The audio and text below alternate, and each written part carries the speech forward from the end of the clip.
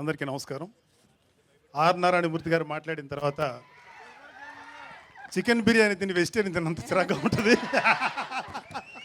But still I will కొంచెం మాట్లాడాలి, తప్పదు.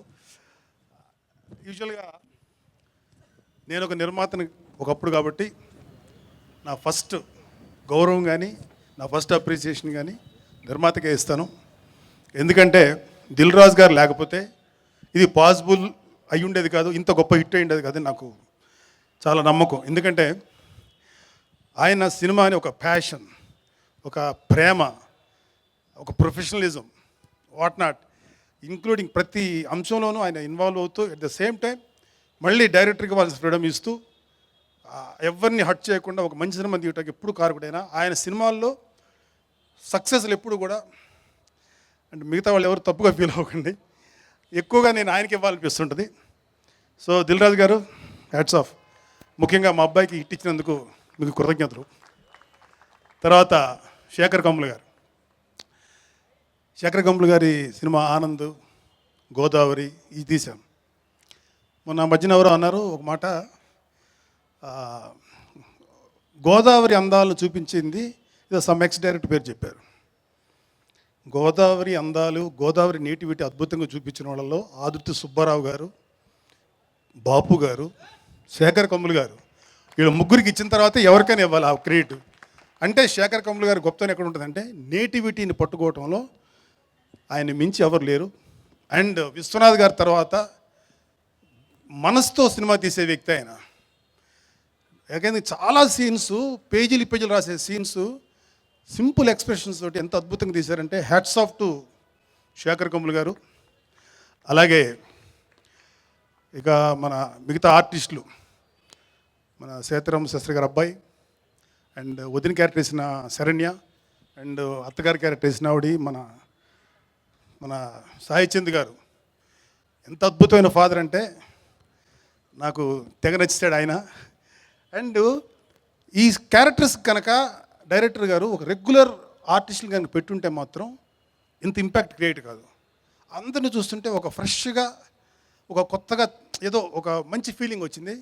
బహుశా శేఖర్ గారి యొక్క సక్సెస్ ఫార్ములా అదేనేమో, ఎక్కువ నలిగిన నోన్ ఆర్టిస్టులు పెట్టరు ఆయన. సో అద్భుతంగా చేశారు. అండ్ అశోక్ తేజ గారు, వనమాలి గారు, చైతన్య గారు, అండ్ మా అన్నయ్య శాస్త్రి గారు అదిరిపోయే సాంగ్స్ రాశారు, మామూలుగా లేదు. ఇంత అదిరిపోయే సాంగ్స్ వాళ్ళకి వచ్చేంత ఇన్స్పిరేషన్ ఇచ్చిన మ్యూజిక్ డైరెక్టర్ అద్భుతం. మీరు ఆరా చాలా బాగా చేశారు. అండ్ ముఖ్యంగా చెప్పాలంటే నాకు సాయి పల్లవిని నేను బాన్స్వాడ ఓపెనింగ్కి వెళ్ళినప్పుడు చూశాను. సాయి పల్లవి సన్నగా, షార్ట్ స్టేచర్లో, అంటే బట్ ప్రేమంలో అమ్మాయి చాలా మంచి పేరు వచ్చింది, అద్భుతంగా యాక్ట్ చేస్తానని చెప్పారు. కానీ నేను చూడాలి సినిమా. సరే ఓకే, ఒక ఎవరు పెట్టుకున్నా అంత అర్థం లేకుండా పెట్టుకోరు, ఒక మంచి ఆర్టిస్ట్ అయి ఉంటుంది, లేదా చూద్దాం. నేను దిల్ రాజు గారు నాకు షో చేశారు చూడమని చెప్పి. థియేటర్కి వెళ్ళినా చూస్తున్నాను, మొదటి 2 నిమిషాలు సాయి పల్లవి వచ్చింది. ఆ రైల్వే స్టేషన్ సీను దాటి బయటకు వచ్చిన తర్వాత అసలు నాకు వేరే థాట్ లేదు, భానుమతి అనే క్యారెక్టర్ మాత్రమే చూస్తున్నాను. అంత అద్భుతంగా యాక్ట్ చేసిందంటే, అంటే మీ అందరికీ తెలుసో తెలియదు కానీ మిస్సెమ్మలో మహానటి సావిత్రి ఎంత గొప్పగా చేసిందో భానుమతి క్యారెక్టర్ ఫిదాలో అంత గొప్పగా చేసింది. నాకు తెలిసి సావిత్రి గారికి నిజమైన వారసురాలు Sai Pallavi. She is exceptionally great performer. నా కొడుకు గురించి నీకు చెప్పుకోకూడదు కాబట్టి చెప్తున్నాను, బట్ స్టిల్ వరుణ్ బాబు చాలా బాగా యాక్ట్ చేశాడు, చాలా న్యాచురల్గా యాక్ట్ చేశాడు. అండ్ ఇక్కడికి వచ్చిన మన టెక్నీషియన్స్, మిగతా డిపార్ట్మెంట్ వాళ్ళందరికీ, మిగతా అందరి శాఖల్లో పనిచేసిన వాళ్ళందరికీ హ్యాట్స్ ఆఫ్. ఫినిషింగ్లో ఒకే ఒక మాట సరదాగా చెప్తాను. కొన్ని సినిమాలకు వెళ్తే గయ్యాళి పెళ్ళంతో విహారయాత్రకి వెళ్ళినట్టు ఉంటుంది, ఎప్పుడెప్పుడు వెళ్ళిపోతామని. కొన్ని సినిమాలకు వెళ్తే ఒక అందమైన గర్ల్ ఫ్రెండ్తో విహారయాత్రకి వెళ్తాం, ఇంకా అప్పుడే అయిపోయిందని ఫీలింగ్ ఉంటుంది. ఫిదా అలాంటిది, ఒక మంచి గర్ల్ ఫ్రెండ్ అందమైన అమ్మాయితో టూర్ వెళ్ళినట్టు. Thank you.